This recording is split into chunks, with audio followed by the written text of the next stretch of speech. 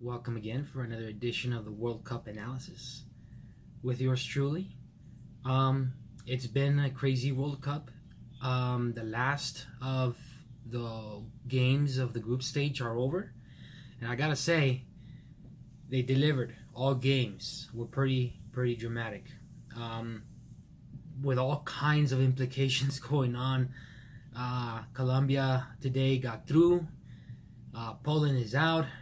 And now we're going to see what's going to happen in the knockout stage, which is what I want to talk about. And I want to go real quick. I'm not going to spend a whole lot of time on the knockout stage, the round of 16, whichever you want to go with. But this is my picks. These are my picks on how it's going to go down. Which teams am I going to pick and why? And I'm just going to give one reason and try to get it as short as possible as to that reason why I picked that reason and why I'm picking that team. So let's get down to the business. First of all, we've got Uruguay versus Portugal. I'm picking Portugal, and here's why. Okay, Uruguay is great. They're doing good. They have momentum, but Portugal have Ronaldo, and that is the difference maker.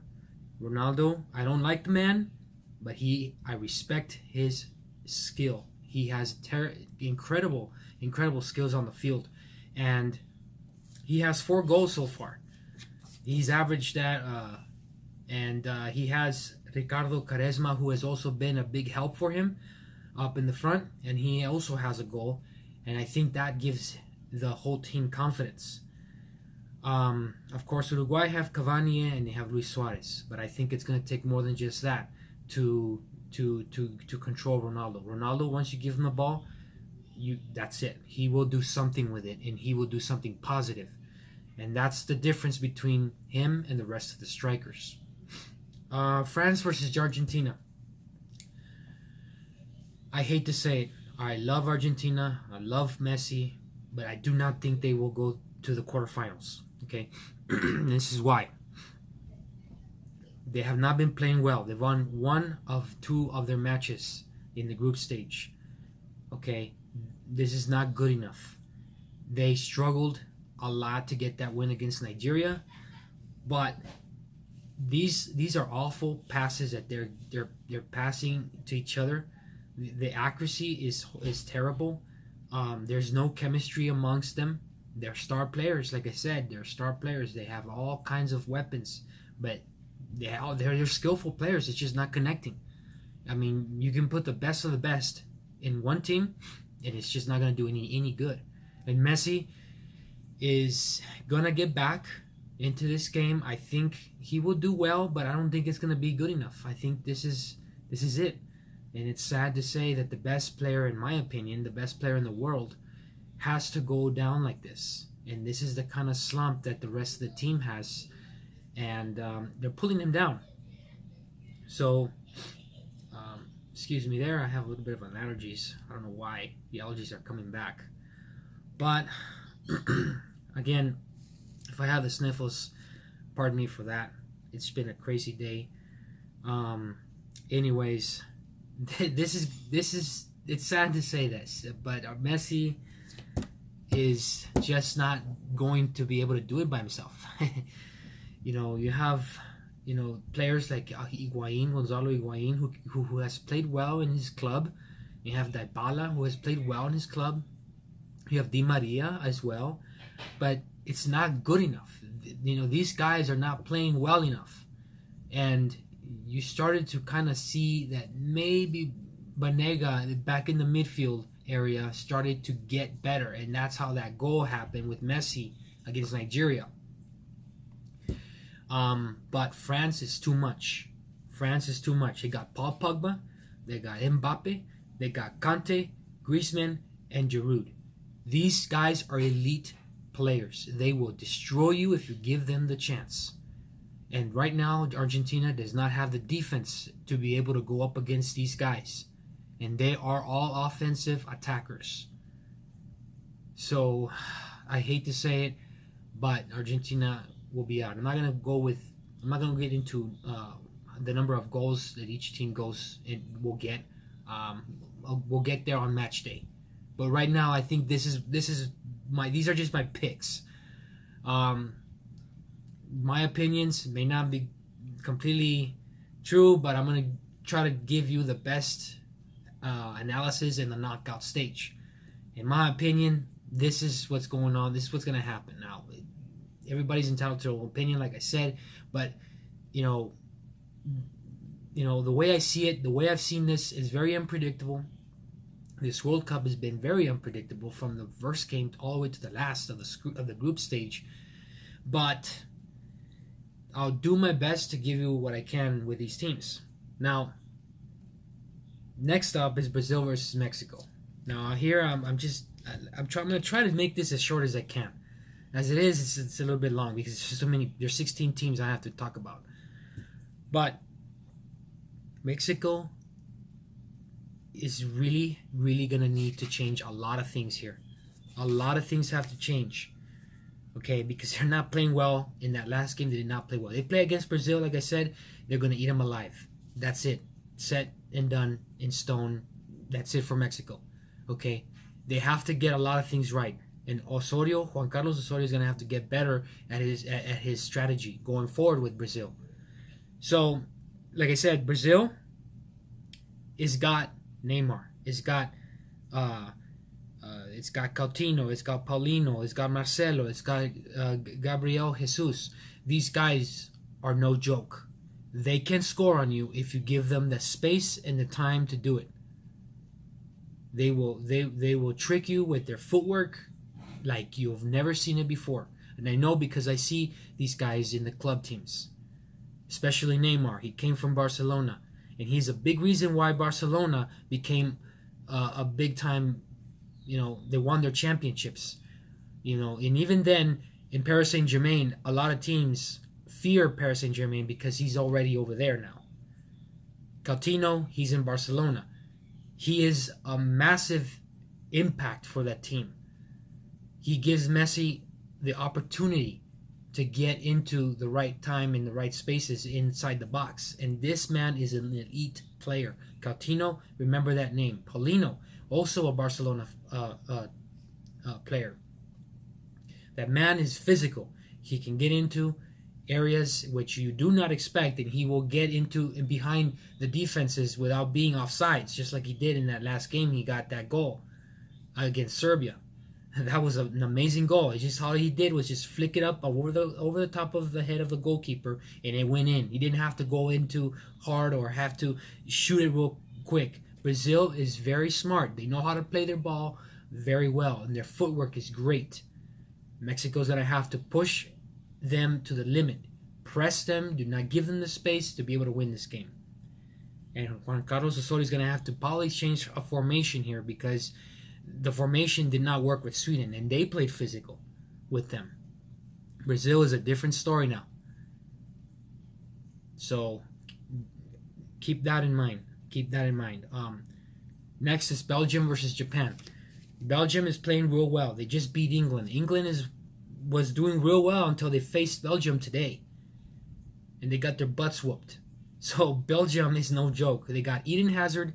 They got their lone striker Romelu Lukaku at the top, and they have Kevin De Bruyne, who has been fantastic in Manchester City, and he has done very well in this World Cup.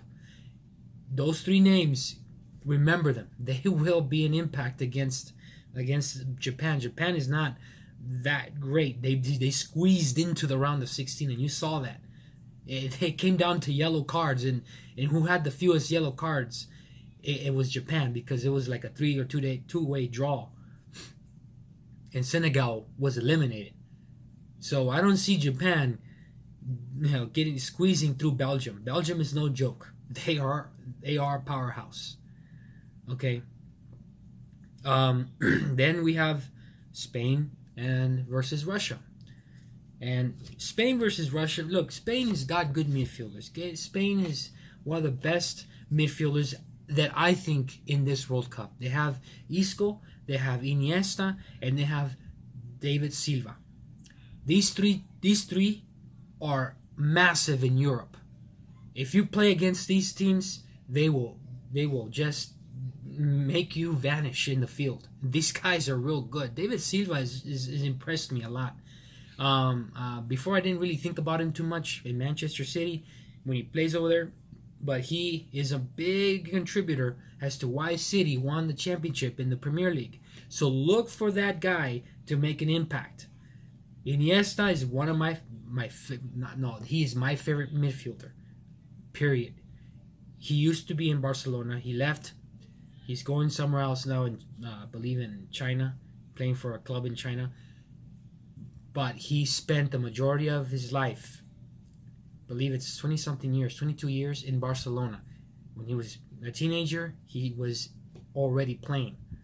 So, not in the A team, but, in the B team. But then later on, he got into the A team. Big contributor to the Spain team. They're going to need him 100%. And this is why, because he makes plays. He creates chances. If you saw that Isco goal, it came from Iniesta. That's the kind of guy that we can see against, Russia. Russia is not a strong team. They started to go down when they faced Uruguay, but I think anything can happen. I'm just gonna say that. But I pick Spain to win that game. I pick Croatia against Denmark, and they have good midfielders as well. And I think this is why they click very well, because they have Ivan Rakitic, another Barcelona player. Isn't it just wonderful to talk about Barcelona? And then they have Luka Modric, which is from Real Madrid, and he is outstanding. He's playing very well, and I do believe that they will get the win. Even Denmark has not lost in this World Cup. Even before, they haven't been able to lose. But they're going to be tough to face. But I think Croatia has been playing pretty well, and I think they will be able to win this one, and go on to the quarterfinals. And then you have Sweden versus Switzerland. Sweden has been playing tough. This is why I pick Sweden over Switzerland. They play physical, they play tough, and they're a disciplined team. And they did that, and they also exposed teams like Mexico. They exposed them. They have that ability of exposing teams. They beat Mexico 3-0, and you saw what they did. They stunned Mexico. Anybody can have a momentum around in this World Cup, but you go up against Sweden, and Sweden can surprise you. So I look for that, because another reason why I think they're because of their physicalness and their toughness. Another reason why they contribute to that is because they have 14.3 tackles per game. That's one of the highest in this World Cup, I believe. Don't quote me on that. I might be wrong, but they have one of the highest, maybe the highest, and they are not afraid to go for the ball before they take you down. So look for that. Colombia versus England. Colombia did play well. They started to play good. They have star players as well. Okay, they have James Rodriguez, which is good, but now guess what? He's injured. Their main man is injured. Now they have to go to somebody else in the bench maybe and have to replace him. That is a big, big loss for Colombia. If they don't play James Rodriguez does not play for Colombia against England, look for this guy look for Colombia to lose, because he has been the one that drives the ball a lot for them. And he's like Messi in that sense. He's that number 10. And the reason why he's a number 10 is because he's the center of that winning game. He's a big contributor to that game. So I pick England to win this one, because right now England, they might have lost today, but they will get back into it when they face Colombia. Colombia doesn't have the best of defenses. They have a good offense with James, but not a good defense in a strong offensive production that England can get you. So these are my picks for Colombia versus England. 2.7 goals per game that England has. It's not bad. That's what they average. And have 13 shots per game. That's a lot. That's a lot. And that's a lot to handle for a defense if they're not ready. So what kind of defense is Colombia going to show up with?